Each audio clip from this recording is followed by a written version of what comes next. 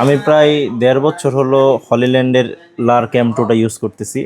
এটা আমাকে খুব ভালো সার্ভিস দিচ্ছে। প্রথম কথা, আমি চেঞ্জ করার কোনো ইচ্ছা ছিল না, কারণ এরকম কম্প্যাক্ট প্লাস হচ্ছে এরকম ছোট ম্যাগনেটিক কোনো কিছু ছিল না এতদিন। আর ডিজিআই নামাইছিল, ডিজিআই মিনি, বাট ওইটা আমার ভাল লাগে নাই পার্সোনালি। তো ডিজিআই মাইক নামানোর পর মাইক 3 নামানোর পর থেকে আমার খুব ইচ্ছা ছিল যে ডিজিআই মাইক 3-তে শিফট হওয়ার জন্য। তো আজকে একটা কম্পেয়ার করি। এখন আমার যেই কথাটা শুনতেছেন সেটা হচ্ছে হলিল্যান্ড লার্ক M2 এর কথা।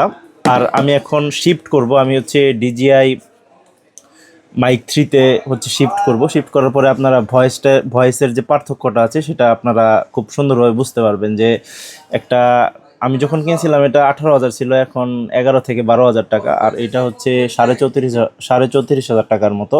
তো এই দুইটার মধ্যে দামেরও একটা ভালো ডিফারেন্স আছে, এবং ভয়েসের কি ডিফারেন্স এটা আপনারা এখন দেখতে পারবেন, সরাসরি দেখতে পারবেন।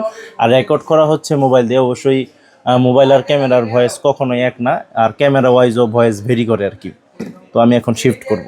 তো আমি এখন হচ্ছে ডিজে মাইক 3 দিয়ে কথা বলতেছি। আপনারা যদি আগের হলিল্যান্ড লার্ক M2 এর ভয়েস শুনেন আর এখন যদি ভয়েসটা শুনেন, তাহলে দুইটার মধ্যে একটা ভালো কম্পারিজন দেখতে পারবেন। এবং সবচেয়ে বড় কথা হচ্ছে ডিজে কিছু ফাংশন আছে যেগুলো আপনি ইউজ করতে পারবেন আপনার মন মতো।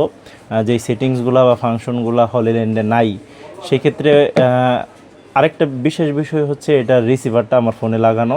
এটা রিসিভারটা একদম জোস করছে, ডিসপ্লে দিছে, এবং ওই ডিসপ্লের মাঝখানে ভালো কয়েকটা সেটিংস আছে যেগুলো আপনি আপনার ইচ্ছা মতো ইউজ করতে পারবেন।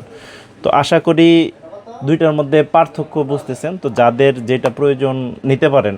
আশা করি আমি এই পর্যন্ত দেখছি না যে এটা দিয়ে কেউ কম্পেয়ার করতে। আমি কেনার আগে একটু কম্পারিজনটা দেখতে চাইছিলাম, বাট ইউটিউবে নাই ওইরকম কম্পারিজন নাই, তাই আমি ভাবলাম যে একটা ভিডিও করি আমি।